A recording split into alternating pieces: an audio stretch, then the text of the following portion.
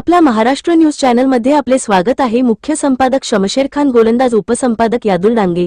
प्रादेशिक परिवहन कार्यालय लातूर मार्फत परराज्यातील नोंदणीकृत प्रवासी बसेसवर धडक कारवाई।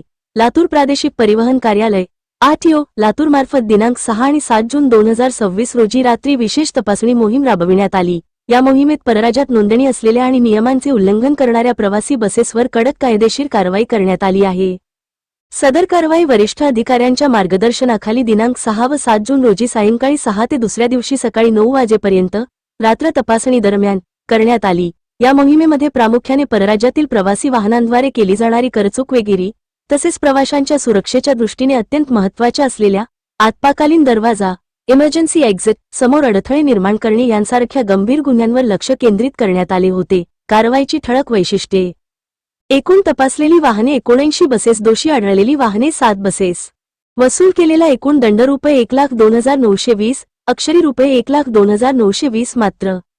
जप्त केलेली वाहने पूर्णांक 5 बसेस। सदर वाहने लातूर आणि अहमदपूर येथील एसटी डेपोमध्ये अटकावून ठेवण्यात आली आहेत। मोहिमेतील सहभागी पथक वरिष्ठ अधिकाऱ्यांच्या मार्गदर्शनाखाली राबविण्यात आलेल्या या विशेष मोहिमेत वायुवेग पथकातील फ्लाइंग स्क्वॉड पुढील अधिकारी व कर्मचारी सहभागी झाले होते: प्रमोद सरोदे, पृथ्वीराज गायकवाड, अंजली पाथरे, राहुल राठोड, सुनील गीते, श्रीराम क्षीरसागर, मकरंद जायभाये, राहुल देवगुंडे, पवन दरेकर, दीपाली जाधव, अश्विन सोनकांबळे, सुरेश माळी, सचिंद्र कुमार राठोड, शिवाजी सोनटक्के, किरण गोंधळे, सागर भोसले आणि अभिजित इळे। भविष्यातही प्रवाशांची सुरक्षितता आणि शासकीय महसुलाचे नुकसान टाळण्यासाठी अशा प्रकारच्या तपासणी मोहीम भविष्यात देखील राबविण्यात येतील।